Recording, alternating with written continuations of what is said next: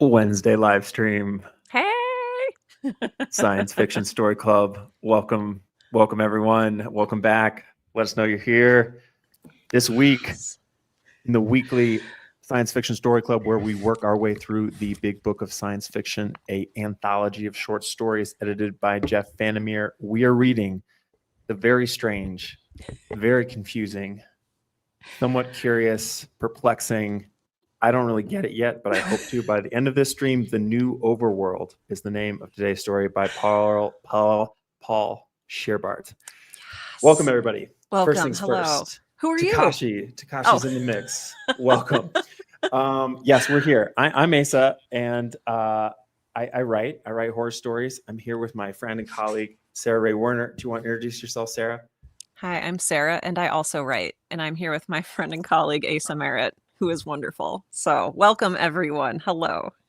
Yes, welcome, everyone. As I said, this is a weekly sci-fi story club. If it's your first time here, we're reading these stories once a week, working our way through the anthology from a point of view of writers, but also as readers, engaging with these stories to see what we can learn from them. We have a Discord. We'll put that there in the comments here shortly. But let's get into this story, Sarah. So this was one of the shortest stories in the collection, but I would say at a loss almost at how to engage with this story. Mm-hmm. What's like the basic gist for somebody who didn't read it? What's the elevator pitch? What's the bar telling of this story? Absolutely. So, and I love that you say the bar telling. Asa has taught me how to like summarize things because I am a very long-winded speaker. And so I appreciate this. So we're all at a bar together and I'm telling you about The New Overworld by Paul Scheerbart. See, I'm even making this long.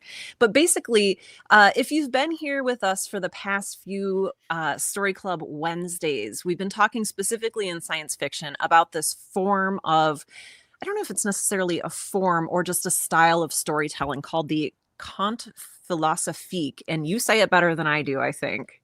Conte philosophique. Okay, yes, that. We're doing that. And it's basically a hypothetical setup, like a fable setup that conveys some sort of, I guess, point. And that's point with a question mark with today's story. So basically, the New Overlord, or the Overworld, which is like 2 pages in this giant book, is a conte philosophique. And it's about this one person who lives on Venus, whose name is Nax. And we're told he's very wise. And he basically solves a series of problems. I did notice... I'll tell you real quick. The problems are about overpopulation and about because it's a weird utopia. On Venus, there are 2 races of people, contradictorily, even though he says there is no trace of terrestrial dualism. He then gives us 2 different races. Hey, Lore, who live on Venus. They're very different. There is a turtle / chubby / unhurried race. And then there is the dynamic race. And it seemed very like Dr. Seussian to me at first. But there's these 2 races, but there's no war because it's pretty much a utopia. And basically they're dealing with overpopulation, and they very easily, at least to me, seem to solve these problems. Now, when I say they, I mean one person solves their problems, and that is the wise Nax. So we're looking at this story, and I'm already feeling better. So okay, just good. Being reminded this is the conte philosophique is huge because in that there's a specific question being engaged with, a specific philosophical idea or point that the writer is trying to make vis-a-vis a tale or a fable. Yeah. Like we saw in Sultana's Dream. This is a story about womanhood in India, if I recall. Well, right? That was not but so much. But this one, you think that the kind of thesis or idea that this writer's trying to get in with is overpopulation. That I'm not sure of. Because, and I say that because that is the surface problem that the wise Nax, who is one of the dynamic ones and not one of the turtle / chubby / unhurried ones, this is what Nax is asked to solve, is how can we all fit in this utopia together? But I don't think that's what the story's about.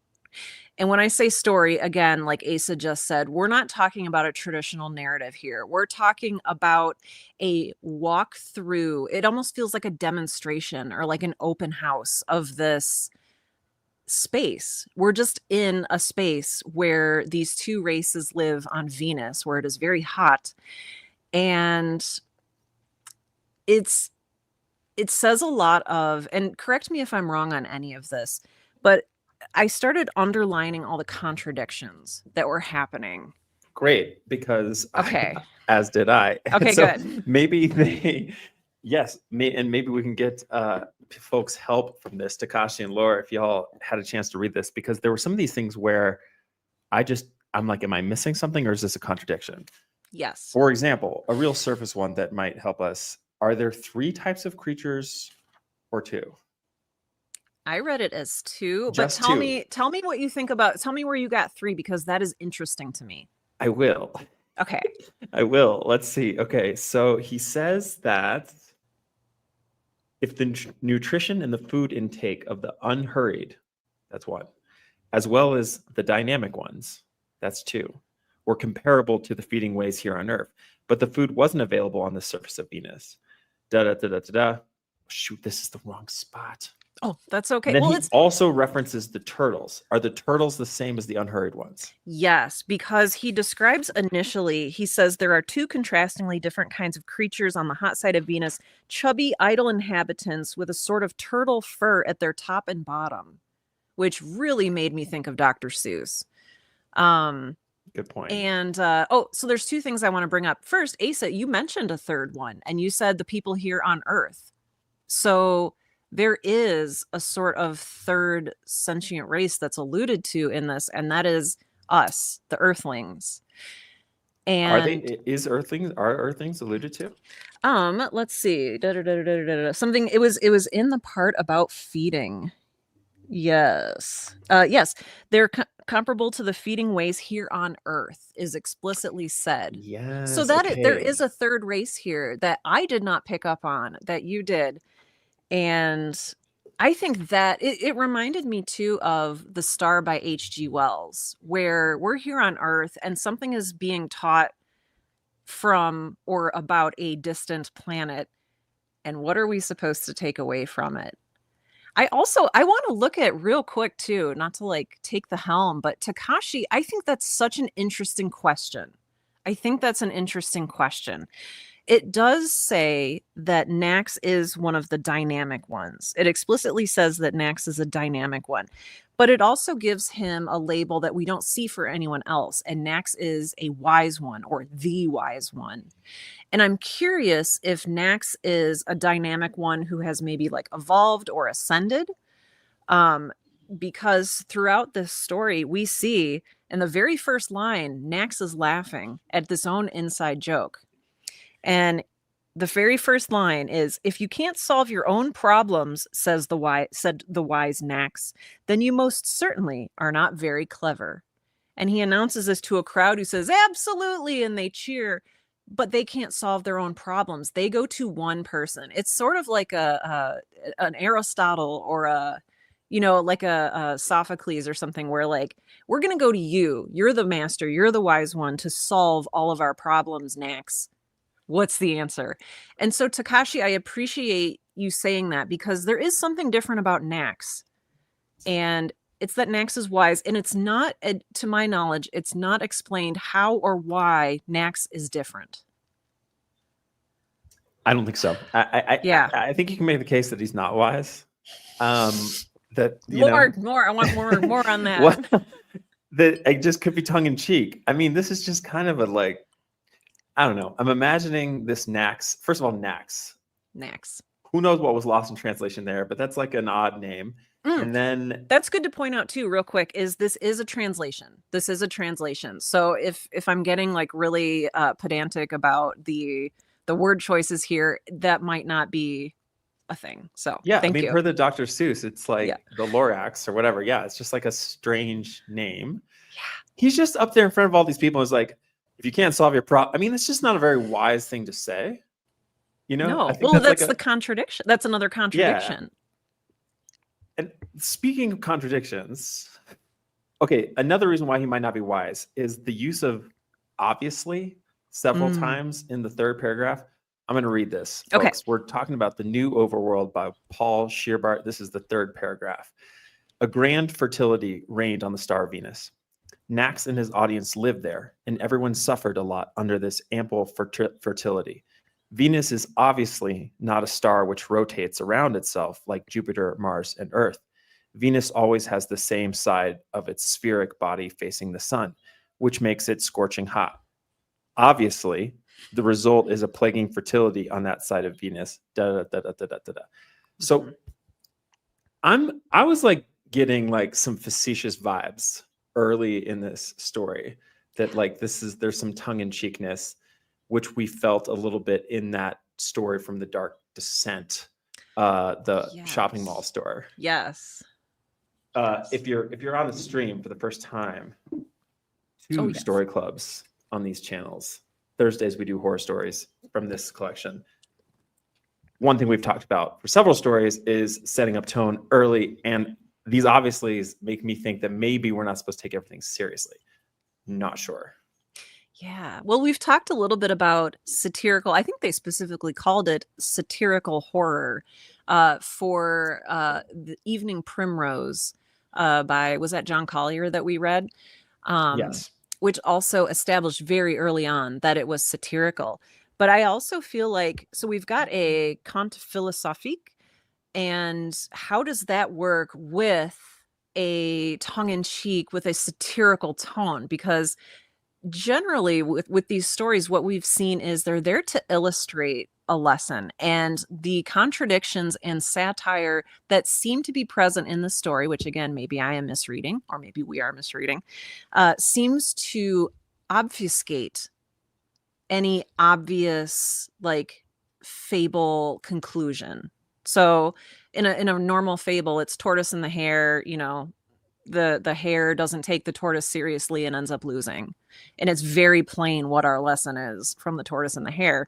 The same thing is true with The Star by H.G. Wells. It's, this thing is coming toward Earth. Here's very plainly what happens or what would happen. With this, there are layers. There are layers of things going on. And it just from that passage that you just read, he says, a grand fertility reigned on the star Venus, ... Venus is obviously not a star. Who is the narrator here? So we have Nax. Who is telling us these obviouslies? A human. We know that, right? Yeah. Because down here on our Earth, I'd be interested in pursuing understanding this story without even just leaving aside tongue-in-cheekness. It's like, okay, let's take it at face value, because for what it is. Even then and then sort of like getting into that after, because I feel out at sea still, just even on like the basic. That's a good idea. The basic let's read dimensions. Yeah, let's take a quick journey surface level. I really like that idea, and then we can take a look at the satire / irony / whatever is going on. Yeah. Definitely. Takashi, I see these comments. I'm going to loop back to them, because I think we'll be able to engage with them more intelligently once we just have like the core stuff. So yes, there is this problem. I think what is clear is the setup of the overpopulation problem. Like there at the bottom of 27, it says, one can imagine that this convenience of nature causes considerable inconveniences because of crazy overpopulation. So if that is the problem, I think it's fair, because there's a huge overpopulation problem. And then Nax, our wise one, the sort of main project of the story is solving this problem. There's too many of us. We can't all feed because we're on top of each other. How do we solve for this problem of too many people? Right. So, okay, that feels good. I'm really just thinking out loud here. Well, and we have two races to accommodate for. So we have the dynamic ones who are very, oh, hi. I'm at my sister's apartment and taking care of not only a 5-year-old, but a cat. So wish me luck. So the dynamic ones, I think, have like 20 arms. And it says they're uncannily vital, which I'm taking to mean as they just like are very like they bounce around and they yell, and I'm just imagining them being very like vibrant. And then the turtle slash chubby slash unhurried ones are more the philosophers, and they just sit around and chill. Which actually I just got an idea, but I can hold that off until we're looking at another layer of the story. Oh, I don't know. It's right here. It's right here. Let's hear Okay. it. Well, so we were talking a little bit, and I like that Takashi's comment is still up here. We're talking about like what makes Nax different. Why is Nax in charge of solving everyone's problems? And I made a note of so at the bottom of page 28 in the first column, it says, Nax, the wise one, never stopped contemplating a great deal on the poor freedom of movement and came up one day with the following speech. And we are led to believe before this that I love this. I love that I have to refer to them as the turtle slash chubby slash unhurried ones are the thinkers in this society. And so why are they having a dynamic one, Nax, do all their problem solving for them? And I think that that does maybe touch, and this is maybe for a later part of our discussion, this does touch at the usefulness or uselessness of people who call themselves philosophers who sit around and really do nothing. Yes. But I think that's maybe that's going to be something we can talk more about in our second reading. So I threw us off track. You're welcome. No, that's great. Okay, so we introduce a concept. The concept is a planet, Venus. Venus is special. Why? Because Venus isn't rotating. Half of Venus is always facing the sun. Which I believe is called tidally locked, if we care. I do now. Amazing. Sorry, I can't help it. Great. It's great, folks. We're literature and science on this stream. Because it's always facing the sun, it gets very hot. Because it's very hot, there is proliferation of life. There is overpopulation. This is the basic problem. Other variables of this world in this story, we have two different types of creatures, the slow, chubby ones and the dynamic ones led by Nax. Okay, so then as the story proceeds, what happens is Nax comes up with a solution to this problem. Are we good? Is that right so far? Yes. Well, yeah. I think that even before that, I think it's important to say that the narrator has a say in the solving of this problem. And it says that even before a solution, the narrator says, now, before you say anything, yes, Nax's audience didn't know, of course, the brutal idea of just snuffing out some of the expendable offspring. It never came up. So even before that, the narrator is telling us, before Nax comes up with anything, that killing is not on the table, because this is potentially a utopia, question mark. Right. This says everything about the orientation of the narrator. Yes. Which is like, yeah, down here, we always just think about taking them out first. Right. That's, obviously an option that we always consider right away. Yeah. In this case, these people, the Venusians, that concept doesn't exist for them. Yeah. So actually, that is a great observation. And I underline the heck out of that too, because I do think that illuminates the story here and distances the people of Venus towards this utopia interpretation, which is consistent with the conte philosophique possibility here. Okay, I'm with it. I'm with it. Good. So what is his solution? So, so there's a very small series of problems and solutions. And so what happens is Nax, let's see. He thinks on it for days and days and thinks about bridges and stuff. And I want to say that, is this before? Let's see. The ultimate solution is the balloons. Right. But I'm looking, is there something that comes before the balloons? There's bridges and towers. Oh, thank you. The bridges and towers. Yes. All the towers and bridges didn't suffice. So that was the first thing. So it says all the bridges and towers didn't suffice. There were just too many of them.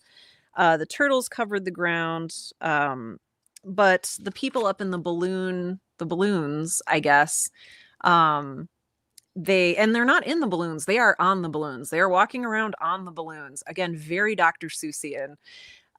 they run out of room. And so Nax has this idea that they add like little extra like blisters onto these balloons so they have more surface area to run around on. And then that works for a while. And then the unhurried / chubby / turtle ones complain that this new overworld, which is the title of our story, which I think is also significant, these philosophical ones start complaining that like, hey, you're blocking out the sun. And that's a problem. And then that is, I think, the next problem that Nax is asked to solve. But before that, before even talking about, I don't know, it's just so weird because it's so short, but there's so much packed in here. Well, that's something I observed is that all the problems were solved. Yes. I had a playwriting teacher that told us once that, you know, all playwriting, dramatic writing is just like setting a pattern and then breaking it. Like at all, like at the DNA, like underneath any sort of series of lines or whatever, you could like apply that. I'm struggling to find that here because essentially it's like setup of a problem, overpopulation, which generates this problem, which Nax solves.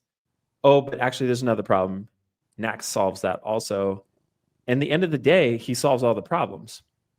You know, there isn't, unlike some of these other stories, there isn't a reversal, there isn't a twist. No. There isn't a surprise at the end, which made this story even harder for me to wrap my head around. Yeah. Because I was kind of like, okay, wait, so yeah. Yeah. I do this thing. I have ADHD and I tend to get really excited and jump ahead to the end. So I in this series that we're doing for Story Club on Wednesdays and Thursdays, come join us. I have been covering up the last bit, and I did that for tomorrow's story as well because I wanted the suspense and I wanted to know what the twist was going to be in this story. Yeah. And okay, and I think that, you know, we could argue maybe that the twist is that there is no twist, or the twist is that this is a satire of something, or the twist is that there's all these contradictions and those serve as like internal twists. Ooh, okay. Yeah. Okay. Yes. Wait, we're having some good comments coming in too. Nadia, welcome. Hello. Welcome to the stream. This could unlock something.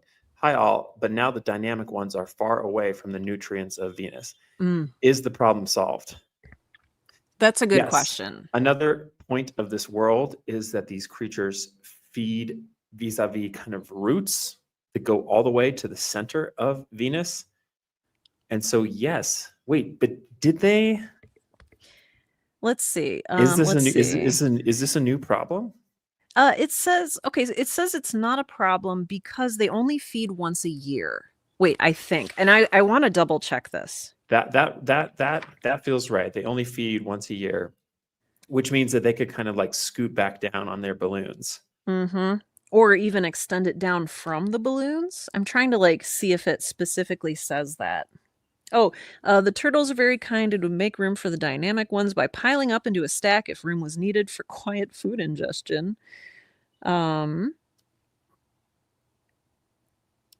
Yeah, I don't know if later. That's such an interesting question. Oh, wait Nadia. a second. No, we're cool. Oh, did you find it? They can totally eat by using longer cords. This is first column towards the bottom of 29. Oh, yep. Came up with the idea that one could tie up all the balloons on the crater's edge and let them rise to the sky by using longer cords. Connection with the ground where the food is got from could be made easily, even if the balloons were to rise several miles high. And that is what happened. Soon the balloons were hovering miles above the ground, while at the same time new balloons were forming, populated by many of the dynamic ones. So I think it's handled, Nadia. I think it is. Well, and I think it's handled, but I think I didn't pay attention to this at this part of the story because I was starting to feel this like collapsing of disappointment that there wasn't going to be a clever twist. So I maybe didn't like ingest as much detail as I did like for the rest of the story. Like I didn't retain this. That's really interesting. I'm actually extremely curious by that. Like when a reading experience is like disrupted. I want to get into some of these really interesting macro thoughts coming in. Takashi, perhaps the whole theme has to do about authority and the use of power, how it is used to solve or not solve society's problems. I say this because we only have Nax's perspective about Venus's social issues. Let's consider this as a fairy tale told so that us humans may understand. The conflict resides on our interpretation. As Asa said, the contradiction. There's a lot going on here too. Yeah, I want to go back to the power. Yeah. Let's use this as like a transition here into the next phase. Okay. Theme, power. What do you make of this, Sarah? Oh boy, I make a lot of things of this. So the story ends. I don't know if we mentioned this already. Everybody's happy. They're celebrating. Nax has solved all their problems. And verbatim from the story, and Nax let everyone worship him as their savior while residing on the top of the biggest balloon, from which no less than 200 club-shaped sub-balloons had grown. And so Nax ends up sort of reaping some benefits, like at least what we would consider due to a leader. In this instance, sorry, a cat jumped on me. But really, we don't see how or why, like we said earlier, we don't know how or why Nax is different, if Nax is simply wise, or if Nax was able to be proven wise because he was put on a pedestal, because he could afford to be, because he was wealthy. Like we don't know a lot of the traditional power exchanges that are going on here that have led to Nax being wise. Is Nax wise because, you know, he came from a wealthy family and his parents could afford to send him to college? You know, we don't know these things. We just know that there is the wise Nax and that he is different from everyone else. And so I think in a conversation about power, that takes a lot of conversation points out of the picture, because we don't have this discussion on wealth disparity. We don't have this discussion on, you know, who are the, like, who's educated and who's not, and who has rights and who doesn't. And I think that is getting at something that is just out of reach of my understanding at this point. Okay. I'm receiving. You just ran the baton as far as you could run it, and I'm inspired because that's unlocked some stuff. Because it's the rules of reality within which the folks of Venus are living, and I'm so glad you brought up that point earlier. With the rules of reality within which the narrator's living is one in which folks kill each other to solve problems. Yeah. In this one, we know that is not a rule of this reality. But like you're saying, there are other things that are also very different about this society. But we have to really like dig and glean and like sieve through the sort of parts to understand that. I think it's really interesting, for example, that the reason why the chubby ones say, hey, we're in the shade, is not out of like the plants aren't growing. It's not like a critical need. It was more of like, we don't like being in the shade. Yeah, they were like annoyed. Yeah. So it's like the driving preoccupations of the people, the creatures of this planet are sort of cosmetic or comfort. You know, as which again, if we're like mapping this idea of utopia onto it, if that's the big problem, right? Like if in this, that sounds like utopia to me, where your biggest problem is like, I'm in the shade. You know what I mean? Yes. The stakes. The stakes. Okay. Right. The stakes are low. The stakes. Like, yeah. I'm I'm in mild discomfort, and I would prefer to have the sun on me. And like, that's the stakes of this story, is, like you said, Asa, mild discomfort. Right. And like the dynamic ones not having enough room to like run around as much as they want to. Like, yes. So I think that you're onto something there too. I hope I didn't like derail you too much. I'm really having an unlock experience. Like up until this story, I feel like I entered these conversations with the story mostly unlocked. And the experience of talking with you with them was one of enrichment and kind of depth. Whereas this one felt like I showed up 30 minutes ago with a box that was still locked, and it's starting to unlock. Yeah. Nadia. Yes. Because of the mention of the Conte Philosophique, I read Nax as a Pangloss-like character. I don't know who Pangloss is. I Do don't you, either. Sarah? No, I don't either. But is it like a Buddha or I'll just wait for you to tell Yeah. us who it is because I don't want to like Who's throw a lot of Pangloss? yes. Please let us know in the comments. Yeah. It is okay. Candide by Oh, Voltaire. Candide by Voltaire, Candide. which I read in college and have forgotten 100% of. Is it like a well, I'm not gonna Same. I have not read please, Candide, yes. and I don't know this reference. I'm so excited to learn. Oh, He okay. travels the world and explains all the injustices as the best of all possible worlds. Interesting. I'm sure if and I'd have to look up because Voltaire, well, I won't look it up now because otherwise this will turn into Sarah goes down a rabbit hole and that you're just watching me type things and nobody wants that. I think that's really interesting. And I wondered too, this brings up a point. It was sort of important in a story that we read previously, The Triumph of Mechanics, that the author was German. It was extremely important to understanding a lot of the story. Yes. And in this too, I want to say Paul Scheerbart was German. Yes. And he is German. He died in World War I. It doesn't say anything about his personal politics, just that he was an eccentric genius. But I'm wondering if there's something like cultural here too that would be important, or if Paul Scheerbart maybe was arguing with Voltaire in mind. I'd have to know like when Yes, Voltaire was right. active, or if this is in conversation with a piece that we don't know about at this moment. Yeah, I think that's all plausible. What the introduction does have to say, and I'll just read a tiny short bit of it here. The new Overworld, the name of the story, never before translated into English, exemplifies Scheerbart's style and approach. Light, taking liberties with science, but also unique and playful in its speculation. So yeah, I mean, I think like what Vandermeer, the editor of the anthology, says is most special, I think, about this writer, this story and how it embodies this writer is how it kind of bridges to some extent this like explicitly, totally idea-driven model of the conte philosophique with something weirder, with something more like storyish and so on. Because I'm wondering if something like Candide is a more explicit. It makes me think of like Dante in the Inferno. It's like he's our tour guide of this thing. Nax is sort of in this like he doesn't occupy that position. He is a character. Yes, he is.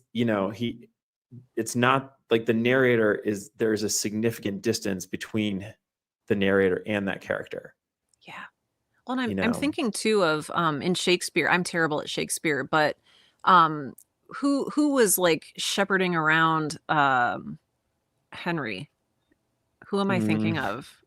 Who? Okay, maybe that's like not the right thing to ask, but oh my gosh, my Shakespeare is so rusty. I need to like go back and read all the classics. I need to go back and read my college curriculum so that I can address like I need to read Candide and I need to read Henry IV, Richard IV.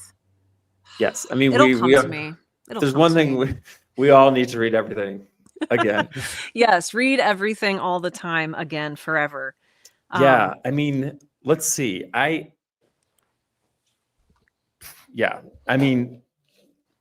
just going to turn it to the table. Takashi, at the time the story was published, World War I conflicts were brewing. We are at the peak of colonialism and resource exploitation.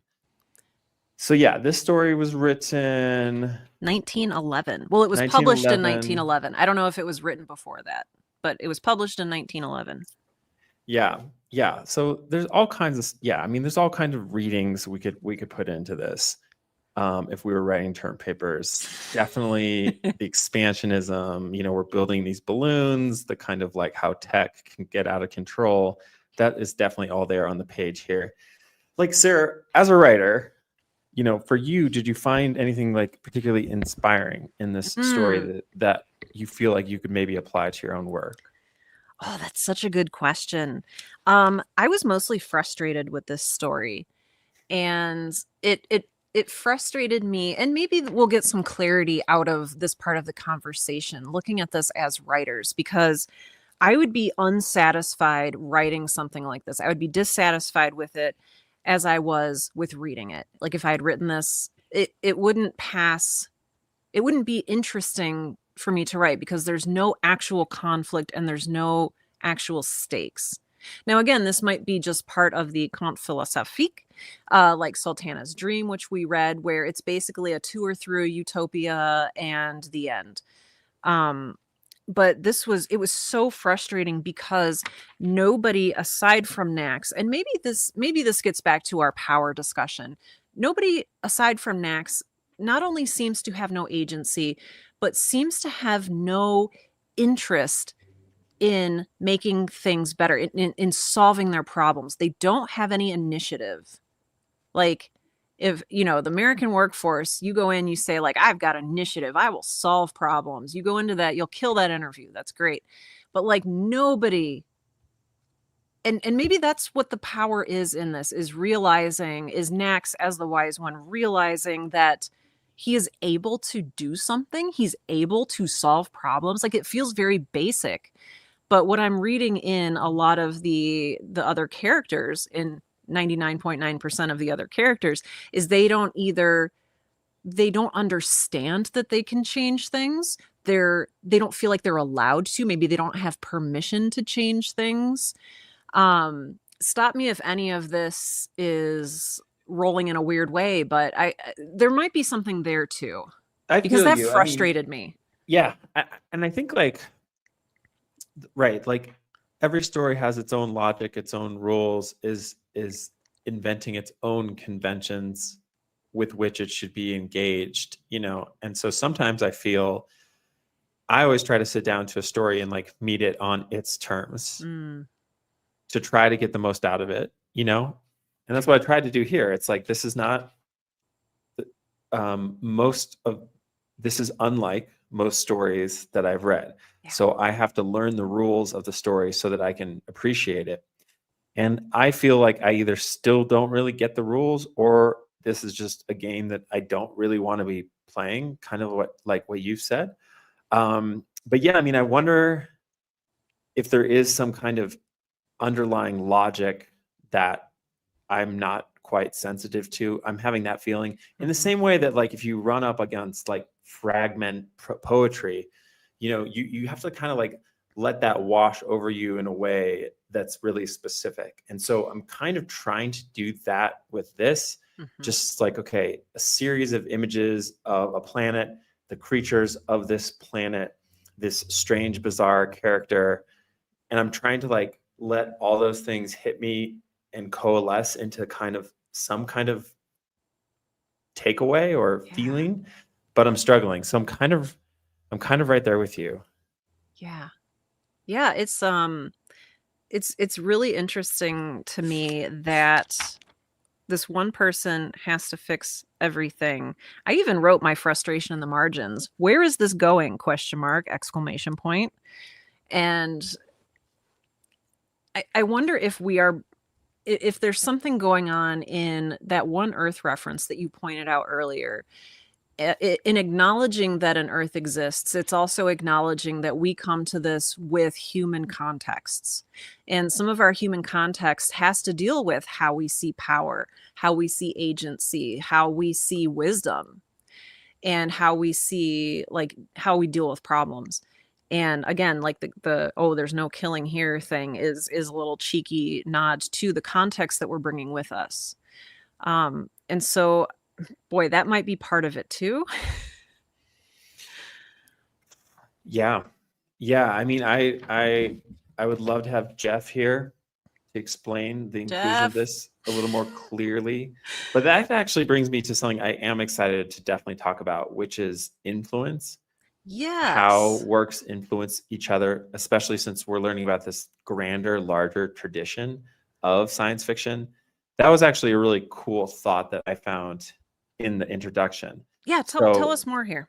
Yeah, so briefly, Vandermeer is basically like, it's a crying shame that this guy didn't have a more direct influence on more people. His stuff is so important, But then he says, I'll just read the little section. Sadly, this novel and Scheerbart's other science fiction have not exerted much influence on German science fiction in the modern era. This is the part I really like. But in considering influence more as diaspora, it may be useful to think about connections between Scheerbart and his contemporaries, such as visionaries like Alfred Cuban, author of the gateway to a cascade of other connections, including Kafka. Mm. So I do really love that thought about how the kind of butterfly effect of literature amid writers, and how it's like this particular story wasn't even translated until this volume. Much of this person's work has never been translated. It didn't even start getting translated until 80 years after they died or whatever. And yet we can see the impact and effect of this writer in other places. And I like that. That's really inspiring and beautiful to me, that like every little thing we put out, if someone reads, it might find its home somewhere else. Yeah, I like that Laura too. Huntress, I noticed that in the introduction it says Scheerbart liked to ponder engineering projects. So maybe this was simply an exercise in that rather than a fully fleshed out story. Maybe. And I think it's interesting. I think in the introduction, it even said that like he invented his own, or he was trying to invent his own perpetual motion machine. Like, right. Yeah, he was that kind of person. Right. Yeah, that's a fun like little thing worth sharing. If you don't have this edition, Vandermeer identifies this writer as someone who could, quote, legitimately be called an eccentric genius. And per Laura's point, yes, Scheerbart was an engineer. He was all these things. Yeah. And I think just real quick, while we're talking about the diaspora, just before we move on, because I like Takashi's point here too. I think it's also interesting that there was a suggestion that maybe Scheerbart didn't catch on because he was drowned out by the arrival of Edgar Rice Burroughs publishing A Princess of Mars the following year in 1812. And it is alluded to that the popularity for that story, which was really huge, drowned out whatever Scheerbart was doing here and didn't really let it get a chance to flourish on its own. So like it became and remained like a hidden gem that maybe other writers, like you said, like Kafka, were influenced by, but the general public didn't see. It's like one of the rungs on a ladder. It's just a missing rung on the ladder. We just see this one, we can climb up, but like there was a rung, and it was Paul Scheerbart. Right. I mean, essentially, the story club could become the foundation for his great resurgence. Yes. I don't know if I want him to research. Oh, JK. But to Takashi's point, the diegetic elements of the story become irrelevant. I believe the author wanted to provoke discontent, frustration. Provoke. I love your word. I did feel provoked by this story. I felt annoyed. I felt angry. I felt irritated. What are your thoughts, Asa, on that? I think that's an exciting take. I'm here for an exciting take. I think that's really interesting, and I like entertaining that. That seems like presumptuous almost to sort of think that was his goal, but maybe not. And I'm excited to kind of imagine that it was, because that is kind of a cool thing narratively when you deny an expectation. You know, that is exciting, that like he didn't give us an ending that was satisfactory. So yeah, I'm interested in that. I appreciate that. I want to ask, I'm always curious about titles. I'm so glad you brought this up, because you caught a connection to the title. Where's the connection to the title? Yeah, the New Overworld is, so the title of the story is The New Overworld, and ostensibly, at least at first glance, it appears to be talking about this balloon world that the wise Nax builds above the planet Venus itself. Okay. And so the story being named after the New Overworld is, again, I feel like trying to tell us something that I am not picking up.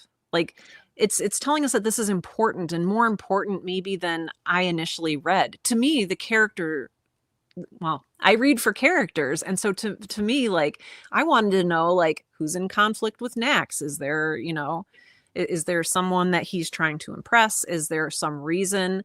Does he have a motive for being so helpful? Is his motive to end up being worshipped like a god and a savior, which is what happens in the end of this? Is that his mission? He seems so motiveless, other than he himself is just annoyed and wants to solve these problems. Okay, sorry, I'm like just going off here, but yeah, the new Overworld. Was there something specific that I had said earlier, or that you noticed that like you wanted to talk about with that?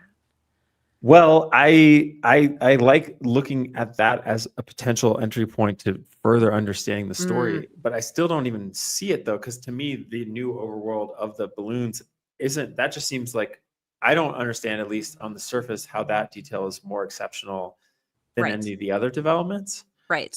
It would be like if Sultana's dream were called the flying car, right? Yeah, exactly. It's like it feels incidental. Right. But like, okay, a word, can I say too, a word like overworld feels political to me. And I'm not projecting anything on here, I don't think, but it's just a strange word. And again, maybe that's a translation thing. But what a powerful word. What a powerful word to use. Overworld. The new overworld. Yes, I think you're onto something there. And I do think it's worth going back to that one sentence. I'll read it one more time. Yeah, please do. Of course, the brutal idea to just snuff out some of the expendable offspring never came up. The concept of killing was unknown to the Venusians. I think that could be that could be the pit at this peach here. This line is, and because I think that is consistent with a reading of the title of like, this is a better way to live.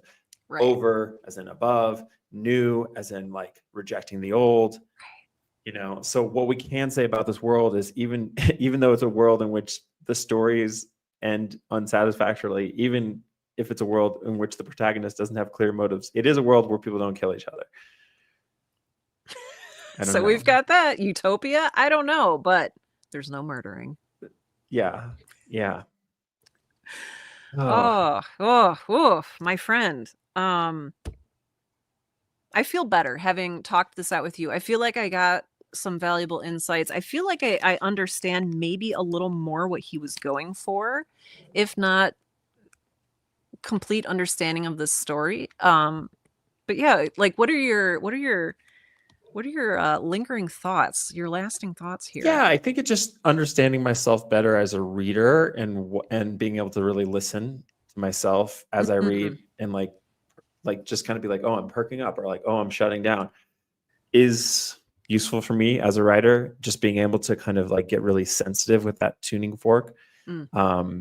And yeah, for me, I definitely shut down at times through the story. Like the sort of so much of it was kind of abstract and strange. Just the volume of strange elements and the absence of familiar ones left me unmoored. And I think that just speaks to my own taste as a reader, that I wanted to feel a little more connected to things that were a little bit more familiar. Or if they were weird, I wanted them to be weird for a reason. And I think that's part of why I love weird fiction.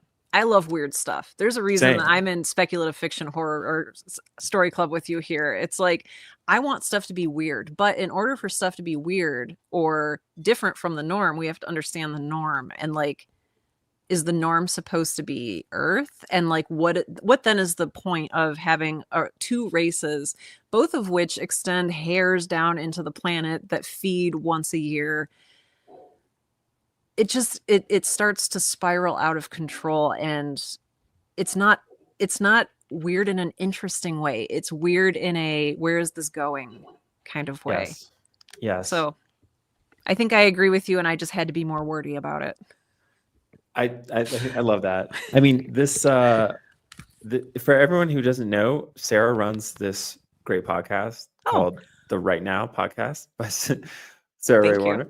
And it makes me think of this because in this week's episode of the podcast, Sarah's talking about how curiosity Mm. is a writer's greatest asset. I encourage y'all to check out the pod. It's 30 Thank you. minutes of this idea really fleshed out. But I think that is kind of a cool way to engage with this question of like how our curiosity is being sated, denied, Mm. obstructed by a story as it unfolds, and then kind of what the resulting experience is. And Yeah. it's like I entered curious, and then my curiosity was like given the runaround or something. Yeah. Is kind of my experience. Yeah, given the runaround is a great way of putting it. We did a bunch of fetch quests and didn't get any experience for it. So that's, to use some very academic terminology I there. don't know what that means. Okay, video What's a game. fetch quest? A fetch quest is just basically like, gather me 10 pelts of wolves, Got and then it. you bring them back and you get like a coin, and you're like, Okay, why did I do right. this? Yes, It's like I meaningless. sought pelts and Right. received no coins. Busy work. It's busy Yes. work in a video Okay. game that's supposed to be fun. And I feel like we're getting that here in a story, but maybe, we're supposing a story is supposed to be fun and entertaining. I mean, I don't know. So this felt fetch questy to me. Takashi says perhaps a juxtaposition of ideas or solutions, maybe? Juxtaposed against so are you talking about like, oh, on Earth we would think let's just murder everyone, which I disagree. A lot of Earthlings would not immediately be like, well, why don't we just murder everybody? I would not be among the people who wanted to murder everybody, by the way. And but yeah, so I don't know if like that's the juxtaposition that you're talking about, is how we deal with problems differently than people on Venus. Right. But yeah. Well, this was bound to happen, Sarah. What week is this? This is what, week 4 or 5? Is it bad if I don't know? 4 or 5. Is it bad if I have to go back? Okay, let's see. 1, 2, 3, 4. 4. Week 4. Takashi, you identified Okay, yeah, that's okay. Oh, Narrative Vault's in the mix. Hey, Welcome, Narrative Vault. I'm happy Overworld you're here. is used a lot in games. It's a hub. Maybe that's why I'm thinking about video games, because like that's what Mario, like if you play, Mario, like, oh, it's the Overworld, and I choose 1-1, 1-2, whatever to go to. Yeah, Overworld. I don't know. I want to keep thinking about this. Maybe this will be one of those stories that like we'll chew on, and then like 6 months from now we'll be like, I figured it out. I hope so. Maybe that would be. I mean, that would be the promise. That is the promise of Sci-Fi Story Club, y'all. Yeah, we're so glad you're here. This collection has more than 100 stories. Oh yeah. I'm very genuinely excited to revisit this story after reaching the end of this collection, because I am certain that it'll become more clear. And maybe we'll have more context at this point too. We'll understand more about the Conte philosophique, which I cannot pronounce. And we'll maybe understand a little bit more about how sci-fi has grown and changed. And so, yeah, I'm looking forward to that too. Yeah. Well, everyone, more context about what we're up to here. Sarah and I, we're both speculative fiction writers, and we're both passionate speculative fiction readers as well. And so what we're doing here is we're working our way through this anthology week by week, story by story, to get better at writing. And we're so grateful that you're here. We also do horror stories. So every Thursday, we're working our way through this collection, same time. And tomorrow, we are discussing. Read the title of tomorrow's story. It's so good. Yeah, the new mother, right? So, new Overworld, new mother, a ghastly, almost 150-year-old tale. It's so good. The New Mother by Lucy Clifford. That is what we will be discussing tomorrow. You can find it online if you want to join us. Laura Huntress told us in the Discord that this did not scare her whatsoever. This was nostalgic. Yes. So it scared me. For Wonderful. Sci-Fi Story Club next week, everyone, we're reading Elements of Pataphysics by Alfred Jarry. This is another translated work. This is translated from the French. Mhm. Sarah, do you want to read us the first sentence for good measure? Yeah, it seems very meta. I'm going to be very interested to dig into this one. So yeah, next week's sci-fi story, part 1 definition, and there's even for this part a dedication to Thede Natanson, which probably not pronounced correctly, but the epiphenomenon is a byproduct that arises from a phenomenon. Pataphysics, the etymology of which should be written, and then there's a whole bunch of Greek. So this is going to be an interesting read. Yes, It love looks it. very metaphysical textbooky. I don't know. So I'm very curious to see where this story goes. Yeah, I'm a sucker for like manufactured knowledge systems. Yes. So we'll see if it's that. We'll see if it's something else. I'm noticing equations. I'm noticing it's interesting. Each part is dedicated to a different person. The surface of God is, I think, where we're eventually getting here. So stay tuned. That's where I've always wanted to get The to. surface. So. Yep. We're going to measure infinity, everyone. There's the Discord link. Everybody join the jam. We're having, the conversations keep going and you can keep up with everything. On Fridays, we write. We also usually write. This Friday is a little up in the air. We might do a late night situation. We're kind of both in flux. Sarah's on the road. But generally speaking, context for the channels, Sarah and I do the Sci-Fi Story Club Wednesdays, Horror Story Club Thursdays, and some live writing together on Friday. Yeah. I was saying earlier, I'm excited on Friday. Like, despite being on the road, if we can still make it work, I have a story idea that I want to write. So incredible. I'm here for it. I'm here for it. Do you want to give us like a tease? What's up? Well, only if you want to. Only if you want to. Yeah. Well, I'm staying in my sister's house, and I was like, you know what? I just really need to record like a little 3 or 4 like part or mini episode podcast or something about my sister's house, which is definitely not haunted, and just kind of play around with being in this space. And I just kind of wanted to play around with that. So that sounds great. All right, everybody. We'll see you tomorrow. Same time. All right. Bye, friends. See you soon.